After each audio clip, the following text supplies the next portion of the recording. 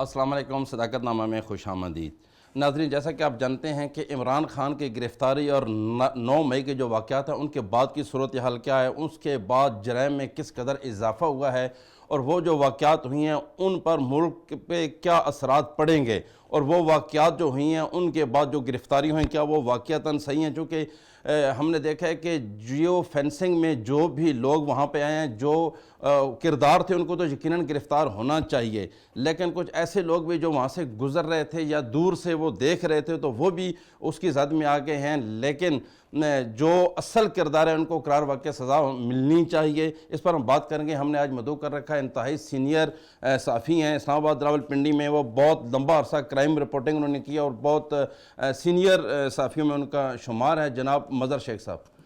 شیخ صاحب ویلکم، آپ نے ہمیں ٹائم دیا، بہت شکریہ۔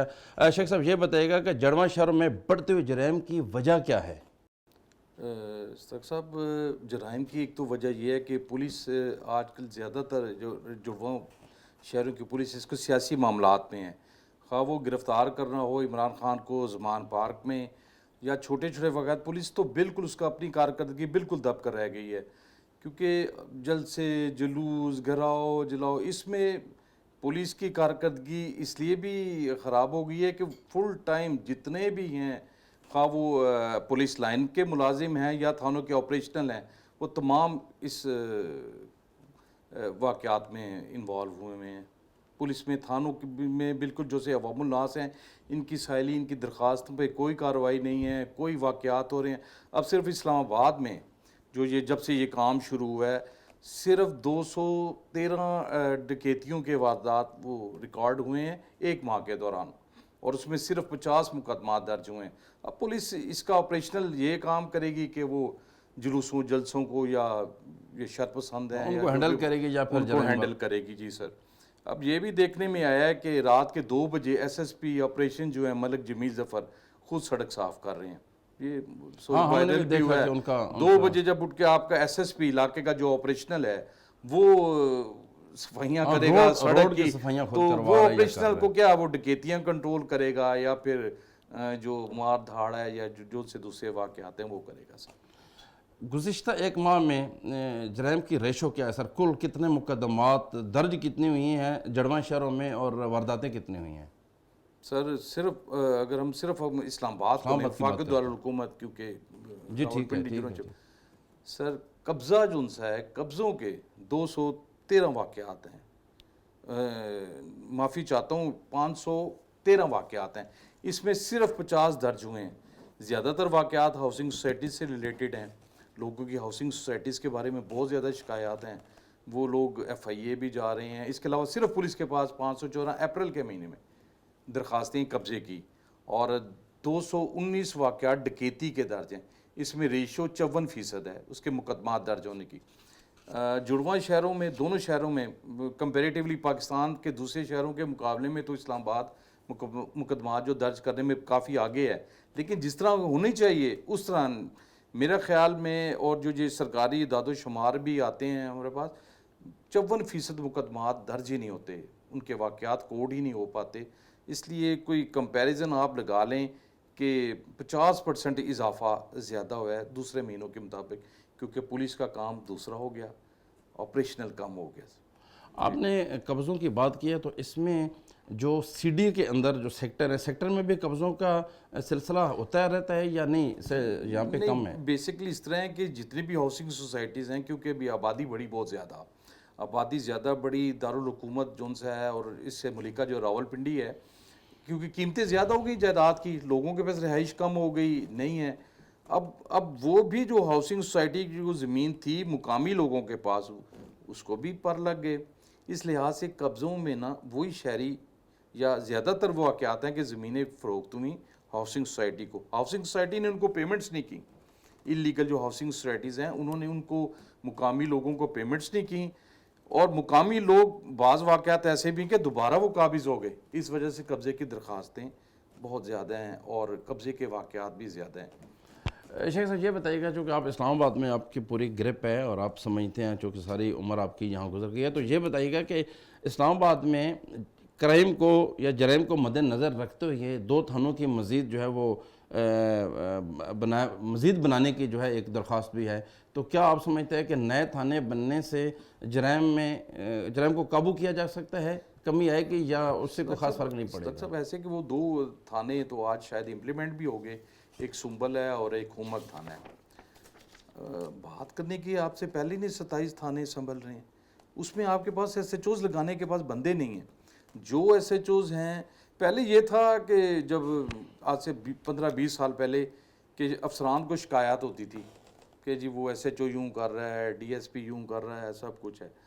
اب تمام علم سوشل میڈیا کا دور ہے اور تمام چیز نظر میں آ جاتی ہے.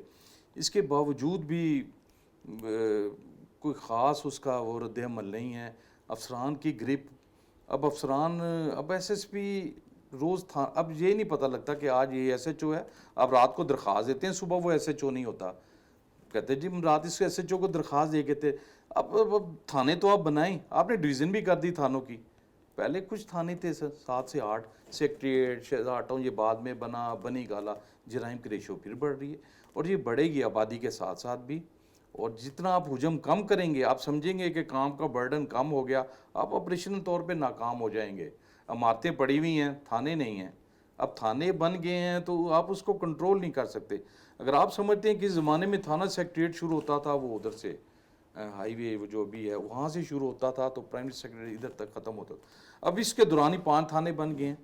اس میں بنی گالا بھی ہے, شہزاد ٹاؤن بھی ہے اور دوسرے بھی تھانے ہیں. لیکن جو جس حساب سے ہونا چاہیے, اگر تھانے عمارتیں بڑھانے سے اگر آپ کے جرائم کم ہوں تو ایسا نہیں ہے. پھر تو آپ کے پہلے 7 تھانے جو ان سے تھے وہ کافی تھے, کنٹرول ہو جاتے تھے. پھر آپ کے مطابق پھر آپ سمجھتے ہیں کہ تربیت کی کمی ہے, ان کو ٹریننگ کی کمی ہے, ان کو, یا ان کے اختیارات میں کمی ہے؟ اختیارات کی بات رہے گی کہ تمام جتنے بھی مقدمات ہیں, اب ان کی ایس او پی, جو کہ قانون میں کہیں ایس او پی نہیں نظر آتی. اب آپ نے 406 کا پرچہ درج کروانا ہے, آپ کا کوئی 2 4 5 10 کروڑ لگ گیا.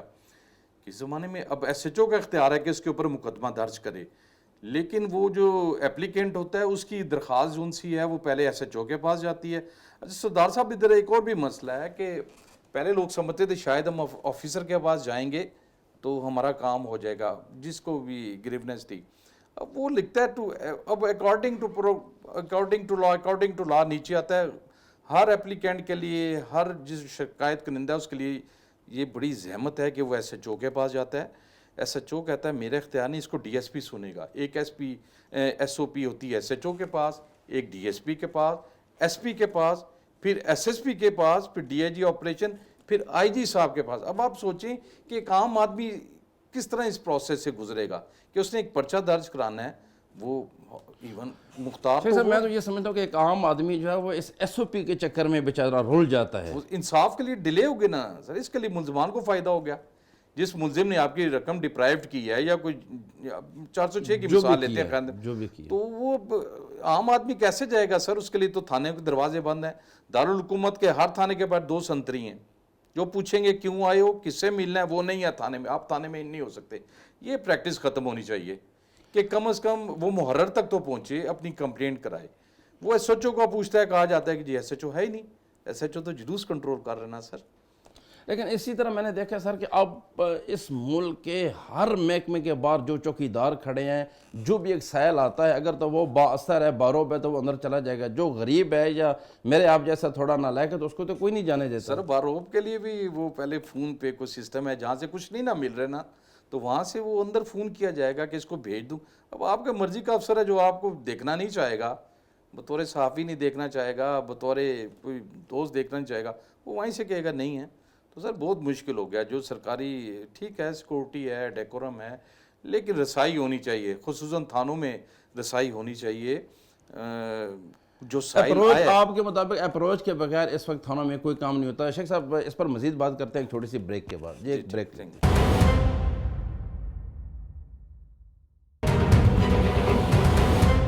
بریک کے بعد خوش آمدید. شیخ صاحب یہ بتائیے گا کہ اسلام آباد میں منشیات کی فروخت بہت زیادہ بڑھ چکی ہے, اس کو کیسے کنٹرول کیا جائے گا؟ بیسکلی اسلام آباد میں تو ہیڈ کوارٹر بھی ہیں اس کے, اے این ایف وغیرہ کے بھی, دوسرے بھی جو ادارے ہیں, حساس ادارے بھی اس کو دیکھتے ہیں. کارروائیاں ہوتی ہیں، لیکن کیونکہ یہ جو نواحی علاقے ہیں جن کے یہ بارڈر موٹر وے کے ساتھ ساتھ آ جاتے ہیں، جو جن میں اب کنوینئنٹ ہے، راستے سے آپ ہائی وے پہ نکل جاتے ہیں، ترنو وہ ادھر سے موٹر وے پہ نکل جاتے ہیں، ایکسیس اچھی ہے اسلام آباد میں، فرنٹی اس خیبر پختونخوا میں جانے کے لیے ہو یا پھر پنجاب میں نکلنا ہو تو آپ کے لیے بڑی ایزی ایکسیس ہے اسلام آباد۔ اس لیے کسی زمانے میں شاید جو دوسرے شہروں میں تھا، اب آپ کے پی کسی سے آتے ہیں تو آپ کو بڑا ایزی ہے اسلام آباد میں ڈمپ ہونا۔ اسلام آباد سے ڈمپ ہو کے آپ کو 2 سے 3 منٹ لگتے ہیں ہائی وے پہ آتے ہوئے، نہیں ایگزٹ ہیں، لیکن ناکے دوسرے لگے ہیں۔ ہوتے ہیں سر، مختلف جگہوں پہ ناکے ہیں اور بہت سارے، اگر پولیس گرفتار کرنا چاہے یا ایجنسیز کرنا چاہے تو ان کے پاس پولیس بہت سارے جو سورس جہاں ہوتے ہیں۔ تک ہم نے دیکھا ہے اپنے تجربے میں، پولیس تو 2 بوتلوں والوں کو تو شاید پکڑ لے، 2 100 بوتلوں والوں کو چھوڑ پکڑ لے، 100 بوتلوں والے کو چھوڑ دے۔ جو مافیا منشیات کا اسلام آباد میں اس وقت بیٹھا ہوا ہے، ہم سب لوگ جانتے ہیں، تو وہ تو انٹرنیشنل مافیا ہے۔ آپ کے یہاں پہ کنٹینر پکڑے گئے جس میں لاکھوں بوتلیں تھیں، یہ بھی 10 سال پہلے بھی واقعہ تھا۔ یہاں پہ ایک اور بھی منشیات کی سپلائی کا ہے کہ یہاں پہ ایمبیسیز ہیں، ایمبیسیز کے نام پہ یہ جو منشیات فروش ہیں، ایمبیسیز کے نام پہ جعلی پرمٹ کے نام پر بھی آ جاتی ہیں، جبکہ دوسرے شہروں میں شاید ایمبیسیز وغیرہ نہیں ہیں، تو منشیات یا یہ جو شراب ہے شاید اتنی زیادہ وہ نہ ہو، لیکن یہاں پہ ایمبیسیز کی وجہ سے، کیونکہ بڑا ایزی ایکسیس ہے کہ جی ہم یہ ایمبیسی کے نام پہ یہ موجودہ ملک کی جو سیاسی صورتحال ہے، اس کی وجہ سے جرائم میں اضافے سے اس کا کیا تعلق ہے؟ اس کی وجہ سے جرائم میں اضافہ ہوا ہے؟ سیاسی صورتحال میں تو آپ نے عام آدمی کو بھی جرائم پیشہ بنا دیا۔ اب آپ نے پہلے بات کی جیو فینسنگ، اب کسی کا بچہ ہے جو اس کا فیوچر تھا، جو گریجویشن کر رہا ہے یا جو MBBS کر رہا ہے، وہ جیو فینسنگ میں آیا، اب آپ اس کو کیسے وہ شناخت کریں گے کہ یہ اس واقعے میں شامل تھا کہ نہیں؟ یہ جو موجودہ حالات میں نا عام آدمی بھی جرائم پیشہ بنا، اور عام آدمی کے بچوں کا مستقبل، لوگ تو بچے گئے کارکن گئے کہ چلو نعرے لگائیں گے کچھ، یہ جوانی یا بچپنے میں ہے سب کچھ ہے، لیکن کیریئر خراب ہو گئے، جو بچے ہیں وہ جیو فینسنگ میں آئے، یہ جو بھی ایکٹ ہوگا پتہ نہیں اس کو کس ایکٹ میں لے کے جاتے ہیں، تو یہ کیریئر خراب ہے۔ اس میں MBBS لوگ بھی ہیں، 584 تو صرف ادھر سے گرفتار ہوئے ہیں، صرف دارالحکومت سے۔ اب 584 میں کتنے گناہ گار ہیں، کتنے بے گناہ ہیں، کچھ ہماری طرح نعرے لگانے والے بھی ہوں گے جو اس ایکٹ میں چلے گئے، تو اس سے عام آدمی کو بڑا نقصان پہنچا جی۔ لیکن اس میں بھی کوئی شک نہیں کہ جو کچھ ہوا 9 مئی کے واقعات آپ جو کے کچھ ہوا سامنے وہ تو ہیں۔ پوری جگ ہسائی ہے نا، وہ تو پوری جگ ہسائی ہوگی، ہمارے دشمنوں کو کچھ بھی کرنے کی ضرورت نہیں ہے۔ جو چیزیں ہم دوسرے ملکوں کے لگاتے تھے، پڑوسی ملک کے جی یہ ہو گیا، وائلیشن ہوگی، اب دنیا ہمیں اس 9 مئی کے بعد، اب کل امریکن کانگریس کے 60 بندوں نے اپنے وزیر خارجہ کو خط لکھا ہے کہ انسانی حقوق کی جو خلاف ورزیاں ادھر ہو رہی ہیں، جو کارکنوں کو اٹھایا جا رہا ہے، جو یہ انہوں نے اس کو دوسرا رخ دیا ہے، لیکن بیسکلی جگ ہسائی ہے۔ اب ہمارے دشمنوں کو کچھ کرنے کی ضرورت نہیں ہے 9 مئی کے بعد، وہ سب کچھ سکرینوں پہ دیکھا جا رہا ہے، جو آپ میں ادھر اسلام آباد میں بیٹھ کے دیکھتی ہوں وہ نیو یارک میں بھی دیکھا جا رہا ہے، پوری دنیا میں اب تو دیکھا جا دنیا رہا میں ہے، دیکھا جا پوری رہا دنیا میں ہے۔ اس دیکھا میں جا تو نو ڈاؤٹ کہ ہمارا مالی نقصان تو ہوا ہی ہوا ہے، لیکن دیکھیں اب یہ کون لوگ ہیں، وہ اب کوئی بھی ماننے کو تیار نہیں ہے۔ یہ اپوزیشن الزام لگاتی ہے تحریک انصاف، وہ کہتے ہیں ہمارے بندے نہیں ہیں، یہ مختلف لوگوں کے بندے ہیں، یہ فلاں کے بندے ہیں، لیکن جو کچھ بھی ہوا ملک کا نقصان ہوا، یہ میرا آپ کا نقصان ہوا۔ میٹرو میرے اور آپ کے پیسوں سے نہیں بنے گی، جو ہمارے بچے یا ہم لوگ 30 روپے میں سفر کرتے تھے وہ 60 روپے میں ہوگا، اب یہ ہوگا کہ جی جل گیا، نقصان ہو گیا، راول پنڈی میں 90 کروڑ کا میٹرو کا نقصان ہوا ہے، 90 کروڑ کا۔ بالکل ایسے ہی۔ تو وہ کیسے ہوگا سر؟ وہ کیسے ٹھیک ہوگا؟ وہ آپ سے مجھ سے نکلے گا سر، عوام سے نکلے گا۔ عوام سے نکلے گا۔ اب جو 30 روپے میں بڑا کنوینئنٹ تھا، آپ صدر سے بیٹھتے تھے سیکریٹریٹ میں، آپ یہ بات کہیں کوٹ کر لیں کہ اب یہ جلاؤ گراؤ کے اس میں ہم لوگ شامل ہیں نہیں ہیں، لیکن یہ ہے کہ ہمیں ڈائریکٹ نقصان پہنچا، ہم ایک تو سفری مشکلات ہے یا بڑی، نہیں جب ہے، تک لیکن اس میں پوری قوم کا، پورے ملک کا، عوام کے ایک ایک بچے کا نقصان تو وہی ہے کہ پوری دنیا میں آپ کی جگ ہنسائی۔ یہی ہے کہ اب تو وہ ٹائم نہیں ہے نا کہ ذرا ٹی وی پہ آپ صرف اسلام آباد میں دیکھیں گے، اب تو امریکہ میں بیٹھا ہر بندہ دیکھ رہا ہے، ان کا پریزیڈنٹ بیٹھا ہوا دیکھ رہا ہے کہ آپ کے ملک میں کیا ہو رہا ہے، اور تنصیبات اس سے پہلے کبھی نہیں ہوا۔ سر جی لیکن اور پھر سب سے بڑی بات کہ حساس تنصیبات کو نشانہ بنا کہ ایسی جگہوں کو جہاں سے گزرنا مشکل تھا وہاں پر جا کے جو اٹیک ہوا ہے، تو یہ آپ نہیں سمجھتے کہ یہ سوچی سمجھی ایک سازش تھی، اس کے تحت لوگ گئے ہیں؟ کیونکہ یہ عام ہمیں بندے کے یہ بس کی سمجھنے بات میں مشکل آ رہی ہے کہ سوچی سمجھی اسکیم کس کی ہے، اس کے پیچھے کون ہے.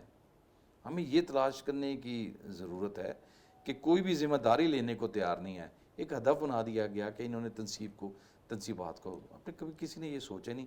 سب سے بڑا مسئلہ یہ ہے کہ ابھی ہمارے اپنے بچے، لوکل بچے یا جس طرح بھی بہت کم تعداد میں، ابھی ان مظاہروں میں خود بھی میں نے کوٹ کی دیکھا ہے کہ افغان شہری ریکارڈ میں نہیں ہے، نادرا میں نہیں ہے. آپ ان کو کیسے آئیڈینٹیفائی کریں گے؟ ہزاروں بچے نکلے ہیں جو میں کسی کو وہ نہیں کر رہا، لیکن زیادہ تر یہ لوگ افغان شہری ہیں جن کے چھوٹے چھوٹے بچے ہیں، 15 سال 16 سال، اور وہی آپ مظاہروں میں نظر آئیں گے. آپ ان کو نادرا میں لے آتے ہیں، آپ اس کو سیف سٹی میں لے آتے ہیں، آپ اس کو اپنے ریکارڈ میں لے آتے ہیں، لیکن یہ ہے کہ آپ اس کی آئیڈینٹیفائی کریں. وہ تو درج ہی نہیں ہے نادرا میں. آپ کے اصل ملزم تو ہو گئے، باقی میرے آپ کے بچے پکڑے گئے جن کا کیریئر خراب ہوئے، جو کس ایکٹ میں آئیں گے. وہ جی ایچ کیو اس کے جلانے کے، کور کمانڈر کے اس کے، اور یہ تنصیبات جلانے. حساس کی بات ہے جن کو جو میں تو یہ سمجھتا ہوں جو اس ملک کا شہری ہے وہ کبھی سوچے گا بھی نہیں حساس تنصیبات کو یا اس طرح. اور اس وجہ سے بہت سی پھوٹ بھی پڑی، پارٹیوں میں بھی پھوٹ پڑی، اور پبلک کے بھی مختلف رائے ہیں کہ یہ نہیں ہونا چاہیے تھا.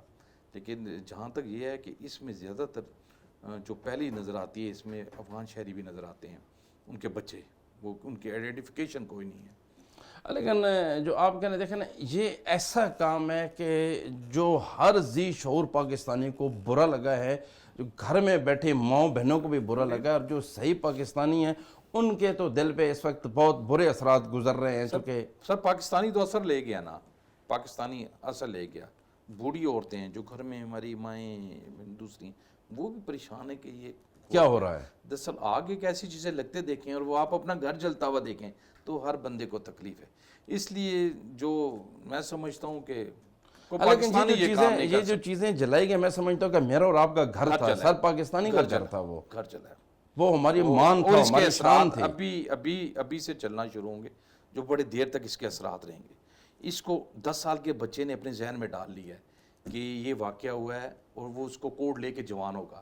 ہمیں سب سے بڑی سوچ ہے کہ ہمارا مستقبل جو ہے وہ اس واقعات کو لے کے چلے گا، جو کہ بڑی انتہائی گمبھیر اور خطرناک صورتحال ہے. شیخ صاحب، آپ کے مطابق اس کے ذمہ دار کون ہیں؟ ان کا تعین کرنا مشکل ہے جیسے آپ کہہ رہے ہیں. آپ شناخت نہیں ہے آپ کے پاس، آپ الزام لگا سکتے ہیں لیکن آپ کے پاس ثبوت نہیں ہے. آپ وہی بات ہوگی، آپ جیو فینسنگ میں تو پکڑ لیں. جیو فینسنگ میں ہو سکتا ہے میں اور آپ بھی گزرے ہیں تو شاید کل کو ہو کہ جی سردار صاحب بھی ادھر تھے. عرض یہ ہے کہ آپ کے پاس شناخت نہیں، نہ آپ کے پاس اتنا میکنزم موجود ہے اس کو ٹریس. بس ٹھیک ہے، آپ کے پاس جو تھوڑی بہت ٹیکنالوجی ہے اس سے آپ پکڑ رہے ہیں، اس میں بھی شک کی گنجائش ہے کہ آپ نے جیو فینسنگ پہ بندے اٹھائے ہیں اور آپ نے وہ کچھ اسی کے تحت کارروائی کرنی ہے، جبکہ اصل جو لوگ ہیں کیا پتہ آپ کے کہنے کا مقصد ہے کہ اصل لوگ اس سے فائدہ اٹھا لیں گے. اصل تو دیکھیں نا، میں نے آپ کو بتایا جب حلہ ہوتا ہے، جب وہ بلوا بولا جاتا ہے، آپ کو کیا پتا میں انڈین ہوں، میں ایرانی ہوں، میں ترکی ہوں، میں امریکی ہوں، میں کون ہوں؟ مطلب کوئی بھی ہو سکتا ہے نا سر. جب آپ آئیڈینٹیفیکیشن نہیں نکلے گی آپ کے پاس، اب تو میرا آپ کا چیل لگا ہے تو نادرا بتا دے گا یہ کون لوگ ہیں. لیکن سر ایک غیر ملکی جس کا ڈیٹا ہی نہیں ہے، اس کے لیے آپ کو بڑا آگے جانا پڑے گا. لیکن بات وہیں پہ ختم ہوتی ہے، پاکستانی یہ کام نہیں کر سکتا سر. بہت زبردست شیخ صاحب، آپ نے بہت اچھی بات کی کہ کم از کم پاکستانی یہ کام نہیں کر سکتا. اور پاکستانی ہم نے دیکھا کہ وہ فوجیوں کو پانی پلاتے ہیں، دودھ پلاتے ہیں، تو وہ پھول پھینکتے ہیں، وہ ایسا کام نہیں کر سکتے. بہت ہی اعلیٰ آپ نے بات کی ہے. شیخ صاحب، آپ نے ہمیں وقت دیا، آپ کے وقت دینے کا بہت شکریہ، چونکہ ہمارے پروگرام کا وقت ختم ہوتا ہے. ناظرین، ہمارے پروگرام کا وقت ختم ہوتا ہے، لیکن شیخ صاحب نے بہت اچھی بات کی ہے کہ جو اصل پاکستانی ہیں وہ تو فوجیوں کو دیکھ کر، ان کی گاڑیوں کو دیکھ کر وہ پھول پھینکتے ہیں، وہ پانی پلاتے ہیں، دودھ پلاتے ہیں، وہ یہ کام نہیں کر سکتے. وہ ہمارے اور فوجیوں کے گھر نہیں جلا سکتے، گاڑیاں نہیں جلا سکتے. ہمیں اجازت دیجیے. پاکستان زندہ باد.